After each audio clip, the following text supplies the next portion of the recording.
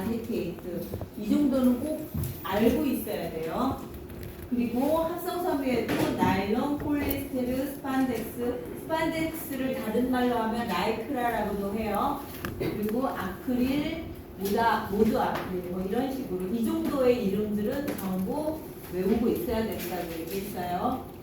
그다음에 생산 과정을 보면 단량체에서 중합체로 그다음 섬유가 되고 섬유에서 양이 되고 양이 재직을 하면 원단이 된다고 얘기를 했었죠. 그러면 천연 중합체 섬유인 재생 섬유만 중합체부터 시작을 하고 합성 섬유는 전부 단량체부터 시작을 한다고 얘기를 했어요.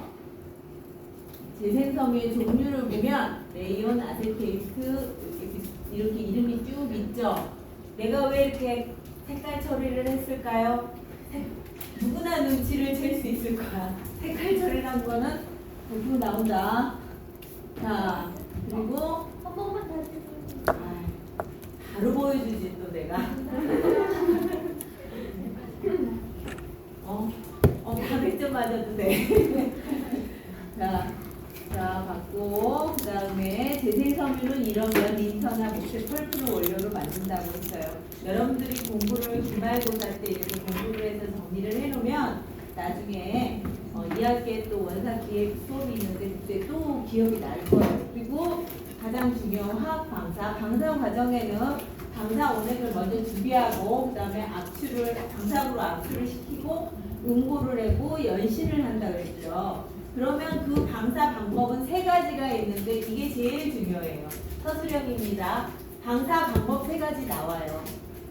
나 이렇게 알려주고 시험 보는 거 처음이야. 근데 방사 방법 3가지를 쓰고 특징을 써야 되니까 특징 쓸 때 뭐 이런 식으로 빨간색으로 내가 해놓은 거 이런 거 쓰면 되겠죠. 다 외워서 제발 컨닝은 하지 말고 나 아니고 다른 선생님이 들어오실 수도 있고 내가 들어올 수도 있는데 컨닝하면 내가 얼마나 슬프겠어요. 이렇게 알려주는데 그지?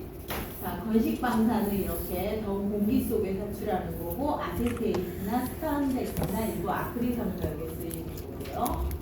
자, 용융 방사는 찬 공기 속에 사출을 해서 냉각시키는 섬유고 나일론, 폴리에스테르, 폴리프로필렌 같은 합성 섬유가 여기에 속해요. 그리고 이제 연신이 중요해요.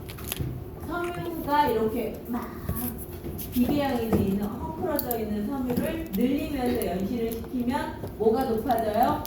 배양도가 높아지는 이 과정을 바로 연신이라고 해요. 그래서 실을 만드는 과정이나 섬유를 만드는 과정에서 연신은 굉장히 중요한 과정이에요.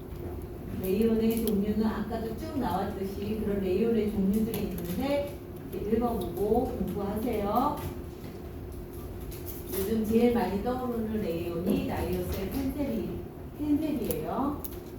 비스코스 레이온은 이런 특성을 갖고 있다라고 공부하고 이 비스코스 레이온과 라이오셀 제3세대 레이온인 라이오셀 다른 이름으로 텐셀 이 레이온과 비교를 하면 비스코스 레이온과 라이오셀에 비교해서 라이오셀의 특징을 보면 공정이 비스코스 레이온보다 단순해요.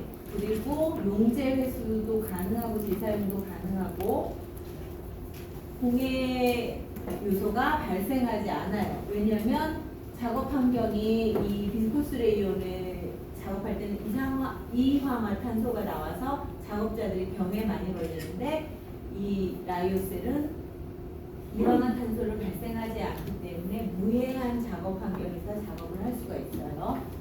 그래서 요즘은 이 라이오셀을 많이 생산하는 공장으로 바뀌면서 앞으로의 그 수요 증대도 예상할 수 있다라고 볼 수 있겠죠. 빨간색이죠. 자, 아세테이트는 레이온처럼 비슷한 그 재생섬유지만 우리가 어떻게 얻느냐면 아세테리로 전환해서 얻는다 그랬죠. 그래서 아세테이트의 가장 큰 특징은 연소시 무슨 냄새가 난다? 식초 타는 냄새가 난다. 시큼한 냄새가 난다는 거예요.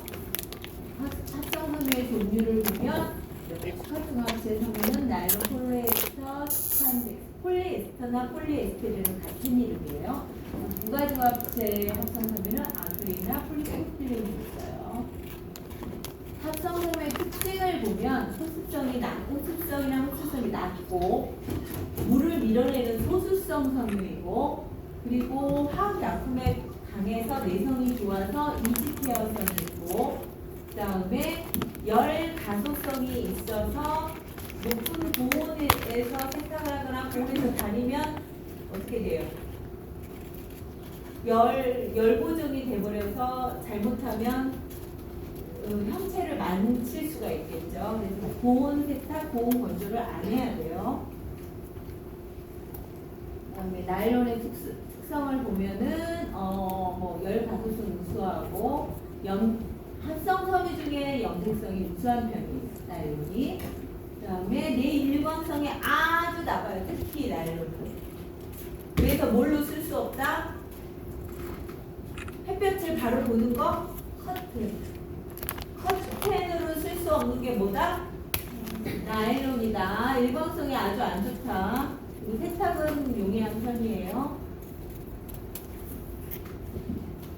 나일론의 관리 방법은 이렇게 읽어보시고, 용도로는 폴리에스테르 다음으로 다른 섬유와 혼방을 많이 해서 쓰는 섬유이고, 필라멘트 섬유이기 때문에 우리 주변에서 많이 양말이나 아니면 편식용으로도 나일론을 많이 쓰고 있어요. 폴리에스테르는 가장 합성 섬유 중에 가장 많이 생산하고, 또 그리고 다른 섬유와 가장 많이 혼방을 하는 섬유가 바로 뭐라고요? 폴리에스터 섬유예요. 그래서 열 가소성도 우수하고 탄성 회복률이나 레질리언스도 매우 우수하다고 할 수 있어요. 구김이 쉽게 생기지 않고 잘 마르기 때문에 다림질은 거의 필요 없고 기계 세탁을 하면 돼요. 이런 폴리에스테르를 조금 더 가볍고 부드럽게 만드는 가공을 해요. 알칼리 감량 가공이라는 걸 하는데, 수산화탄 용액에 이렇게 침질을 해서 가공을 한다고 했죠. 그래서 알칼리 감량 가공의 특징이 이렇게 쭉 나오는데 온통 빨간색이네. 유출을 너무 빨리 할 수 있겠죠. 온통 빨간. 얘를 서술형이라고 선생님이 말하지 않았기 때문에 온통 빨간색이다. 얘는 사지 전달이겠네. 그렇게 유추가 가능하겠죠. 이건 공부를 하세요. 내가 일일이 읽어주지 않을 테니까. 폴리에스테르의 용도는 현대 의류 소재로 가장 많이 생산성이, 그때 직물 섬유 생산성 도표 보여줬을 때 58%가 폴리에스테르라고 그랬죠. 가장 많이 생산하고 있다. 현재 2019년 표를 보여줬어요. 그 다음 폴리우레탄 섬유는 스판덱스라고도 부르고, 또 뭐라고도 불러요? 라이크라라고도 불러요.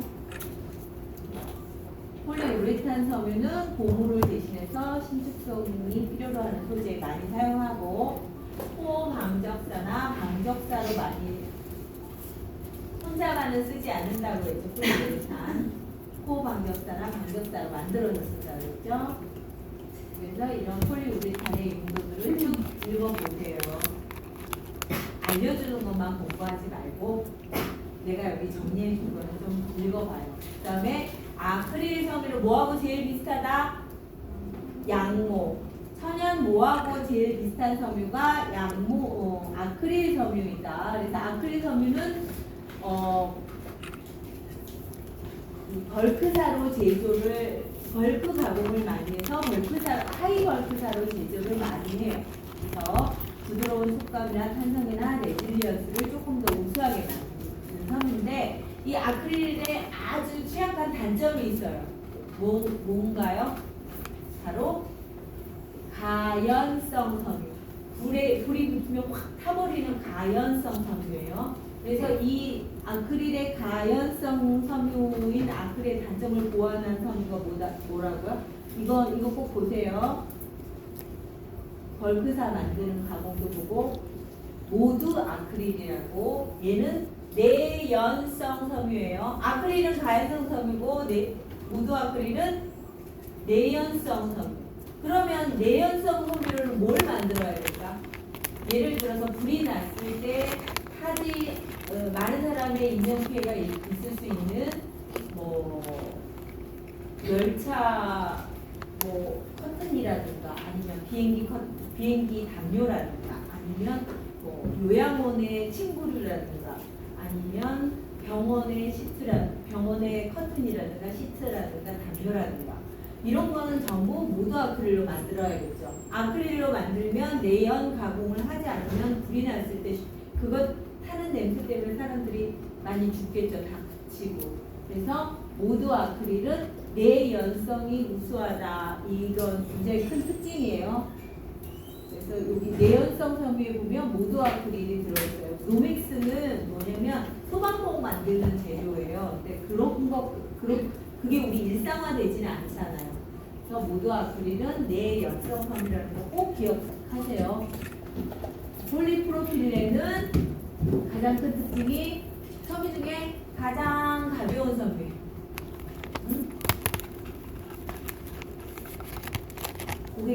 고개 이렇게 보지 말고 진짜 중요한 내용이야. 그래서 폴리프로필렌의 장점은 이렇게 공부하세요. 무기섬유는 4가지 정도로 얘기했었죠. 그 중에 가장 중요한 건 탄소섬유예요. 현재 가장 많이 주목받고 있고 가장 무기섬유 중에 앞으로 미래 비전이 있는 섬유고 지금 우리가 가장 관심을 갖는 항공 분야에 많이 사용되는 탄소섬유, 반도체 생산하는 무진복이나 아니면 도전체 섬유로도 많이 사용하고 있어요. 신소재 섬유는 어차피 2학기 때 할 거니까 신소재 섬유의 종류는 이렇게 있다라고 공부를 하세요. 뭐 어려운 내용들은 아니니까. 그리고 섬유 감별법을 우리가 공부를 했잖아요. 이렇게 4가지의 감별법이 있는데 이 중에 우리가 쉽게 할 수 있는 게 뭐라 그랬어요? 연서시험법이라 했죠. 연서시험법은 결과치를 보면 연서시험법을 쉽게 그 섬유의 종류를 알 수 있는 건 주로 천연섬유가 많이 알 수 있어요. 면 같은 경우에 불이 붙으면 끝까지 바르르 타면서 무슨 냄새가 나요? 종이 타는 냄새가 나고 타는 속도가 면보다는 느리지만 얘도 똑같이 식물성 섬유이기 때문에 종이 타는 냄새가 나요. 그런데 양모하고 견은 무슨 냄새가 나요? 머리카락 타는 냄새가 나요. 왜냐면 단백질이기 때문에. 그 다음에 레이온은 종이 타는 냄새가 나고 아세테이트는 무슨 냄새? 식초 타는 냄새가 나요. 천연섬유들은 이렇게 냄새가 나는데 합성섬유들은 뭐가 나냐면 무슨 파라핀 냄새, 고약한 냄새, 막 코를 찌르는 플라스틱 같은 냄새 이런 냄새가 나는 거는 합성섬유라는 거예요. 천연섬유는 그런 냄새가 나지 않습니다. 실을 만드는 방법에는 방적, 제사, 방사 3가지가 있어요. 그래서 실에는 단연사 2개를 합친 합연사가 있죠. 3개를 합치면 3합연사. 그래서 이렇게 단사, 2합사, 3합사 이렇게 나눌 수 있다고 했어요.